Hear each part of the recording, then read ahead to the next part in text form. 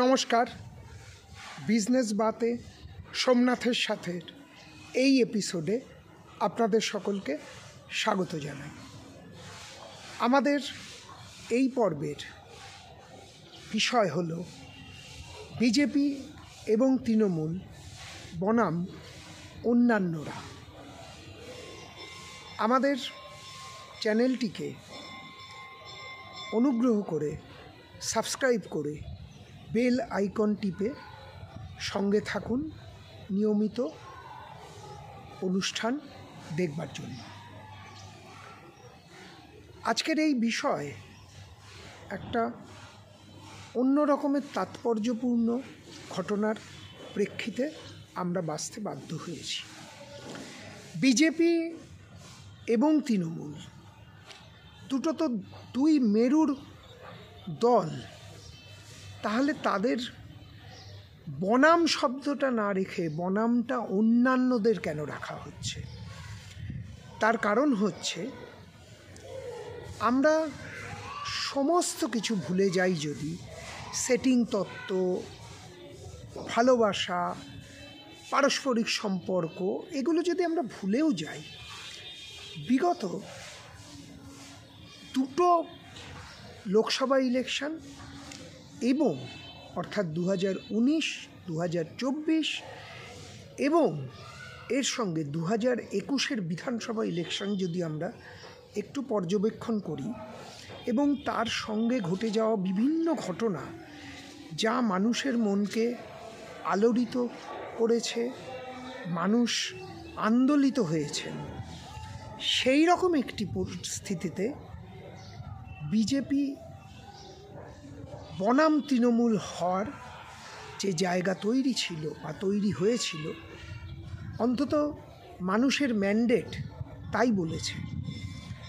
কিন্তু সম্প্রতি ঘটে যাওয়া আরজিকর কাণ্ডের ঠিক দুদিন আগে ঘটে যাওয়া আরজিকর কাণ্ডকে কেন্দ্র করে যে জামিন, যাদের বিরুদ্ধে অভিযোগ, মূল অভিযোগের আঙুল উঠেছে, অন্যতম মূল অভিযুক্ত হিসাবে তাদের জামিনকে কেন্দ্র করে আজকে কিন্তু এই প্রতিবেদন বা এই ধরনের অনুষ্ঠান করতে আমরা কিছুটা বাধ্য হলাম।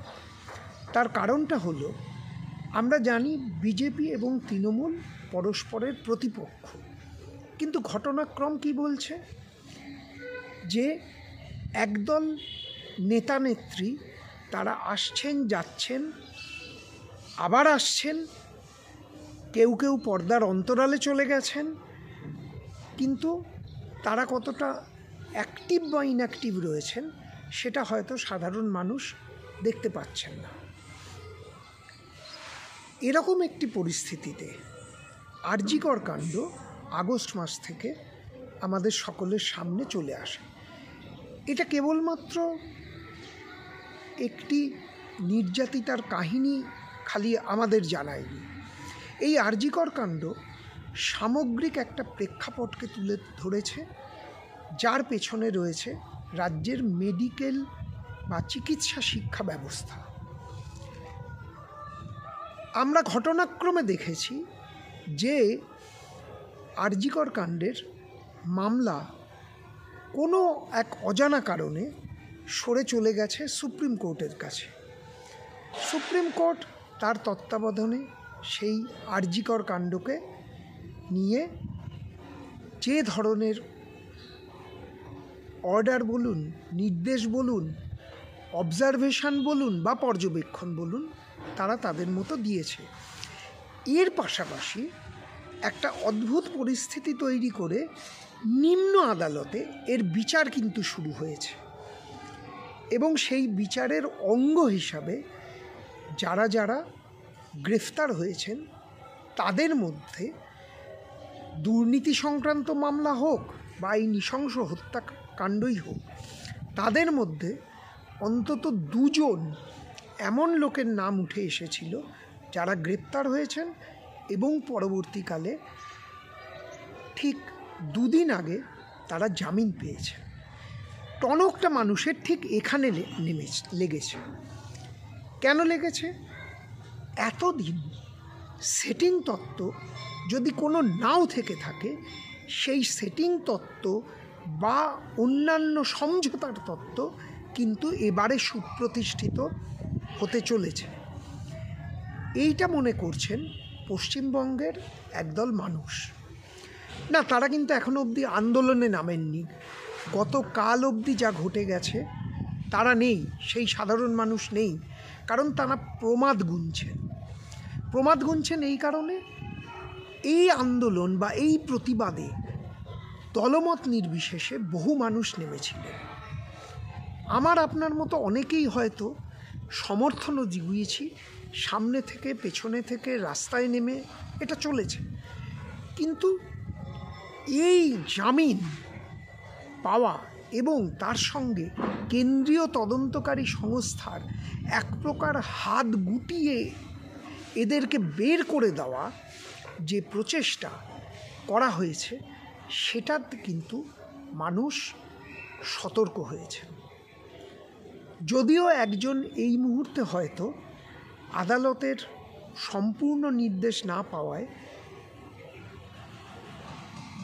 তদন্তের যে পরিকাঠামো অর্থাৎ হেফাজত থেকে কিন্তু একজন বেরোচ্ছেন না, কিন্তু এই আন্দোলন বা এই হত্যা বা এই মৃত্যু রহস্য আঙুল তুলেছিল রাজ্যের পুলিশ প্রশাসনের দিকে। সেখান থেকে টালা থানার ওসি, যিনি বেল পেয়ে এই মুহূর্তে বাইরে চলে এলেন, এইটার পরে কিন্তু মানুষের একটা টনক নড়েছে। ক্রাইসিস ম্যানেজাররা নেমে পড়েছেন, তাদের কাজ তারা করবেন। আমরা যেটা বলতে চাইছি যে এবারে এই ঘটনার প্রেক্ষিতে সুপ্রিম কোর্ট এবং পরবর্তী যে তদন্তকারী দল যারা রয়েছেন তাদের যে ভূমিকা, সেটা কিন্তু আগামী 24 ঘন্টার মধ্যে স্বচ্ছ না হলে মানুষের প্রতিবাদ কিন্তু বাড়বে। এবং বিরোধী দল হিসাবে যে কথাটা বিজেপির তরফ থেকে বা বিজেপির নেতা নেত্রীরা বলার চেষ্টা করছেন যে রাজ্য সরকার অনুমতি দেয়নি ইত্যাদি প্রভৃতি, মানুষ কিন্তু এই জায়গাটা মেনে নিতে পারছেন না। অর্থাৎ তৃণমূলের একটা অংশ বা তৃণমূলকে কেন্দ্র করে এই ঘটনার কেন্দ্রবিন্দুতে থাকা একটা অংশ যেমন সাধারণ মানুষকে শুরু থেকে নির্যাতিতার ঘটনায়, অভয়ার ঘটনায় অগ্রাহ্য করেছিলেন, এবার কিন্তু বিজেপির একটা সেকশন সেই অগ্রাহ্য করার দিকেই এগোচ্ছে। অভিযোগের আঙুলটা কিন্তু দিল্লির দিকে যাচ্ছে।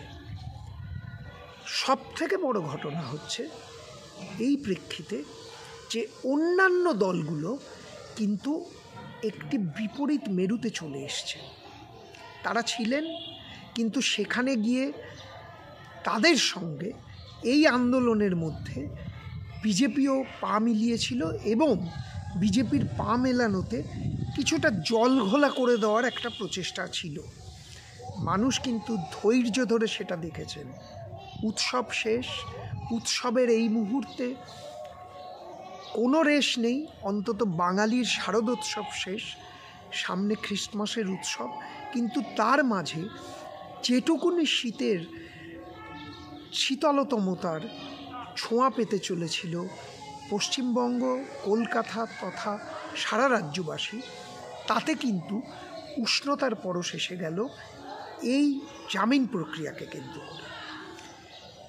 এই জায়গায় বিজেপি এবং তৃণমূল নিজেদের কিন্তু সাধারণ মানুষের চোখে আর তফাৎ করে দেখাতে পারছেন না বলেই আমরা মনে করছি।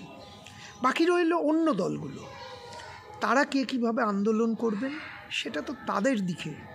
কিন্তু অদ্ভুতভাবে সব থেকে এই জাজমেন্ট, আদালতের বিষয়ে আমাদের কোনো বক্তব্য নেই, কোনো মন্তব্য নেই, কিন্তু এই জাজমেন্ট অন্তত বিজেপি যারা গ্রাসরুট লেভেলে অর্থাৎ তৃণমূল স্তরে যারা বিজেপি করছেন তাদের কিন্তু একটা প্রশ্নচিহ্নের মধ্যে ফেলে দিচ্ছে।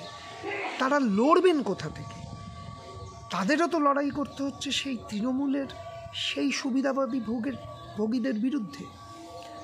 এই লড়াইয়ের জায়গাটা আরও কিন্তু ভয়ঙ্কর খারাপ দিকে নিয়ে যাচ্ছে বিজেপি দলের জন্য। এবং যেখানে মানুষ, আপনারা ধরে নিন আর হয়তো কয়েকটা দিনের মধ্যেই মানুষ তৃণমূল এবং বিজেপির দল করা যে লোকগুলো, অর্থাৎ প্রকৃতভাবে যারা দলীয় কর্মী, তাদের দিকে কিন্তু একসাথে আঙুল এবার তোলবার সুযোগটা পেয়ে গেলেন। অন্যান্যরা যেখানে দাঁড়িয়ে আছে, বেশ কিছুদিন ধরে রাজ্যের রাজনৈতিক পরিমণ্ডলে একটি তৃতীয় শক্তির কথা শোনা গেছে। বিজেপির নেতার মুখ থেকে বেরিয়েছে। আপনারা সবাই দেখেছেন সামাজিক যোগাযোগ মাধ্যম এবং সংবাদ মাধ্যমে। তাহলে কি পশ্চিমবঙ্গ কোনো নতুন রাজনৈতিক অঙ্কের দিকে এগোচ্ছে? এক্ষেত্রে বামপন্থীদের ভূমিকাই বা কী হতে চলেছে? এবং প্রায় মৃত অবস্থায় থাকা কংগ্রেসের যে দলের যে অস্তিত্ব এই মুহূর্তে রয়েছে, সেই কংগ্রেস দল কতটা মৃত সঞ্জীবনী সুধা পেতে চলেছেন, এবারে কিন্তু আমরা তার আঁচ পাব। কারণ এই সমগ্র ঘটনার পেছনে একটা বিশাল অঙ্কের খেলা কিন্তু হয়ে গিয়েছে। এটা আমার বলা নয়, এটা রাজ্যের সাধারণ মানুষ বুঝে গিয়েছেন। যে অঙ্ক হিসাব নিকাশ হয়তো কোনোভাবে করা সম্ভব নয়, এর আগে একটা অঙ্ক রয়েছে, অর্থাৎ কেলেঙ্কারির অঙ্ক। এর পেছনে একটা অঙ্ক রয়েছে, ঘটনাকে যদি ধামা চাপা দেওয়া যায় সেই অঙ্কটা নতুন করে কাজ করবে। এবং তার সঙ্গে আরও কতগুলো জিনিস কিন্তু উঠে আসবে। পশ্চিমবঙ্গের মানুষ এই জায়গাটা কিন্তু এবারে খোলসা করে দেখতে চাইছেন। বিজনেস বাতে সোমনাথের সাথে এই এপিসোড আজকে এখানেই শেষ করছি, আগামী দিনের কথা মাথায় রেখে। নমস্কার।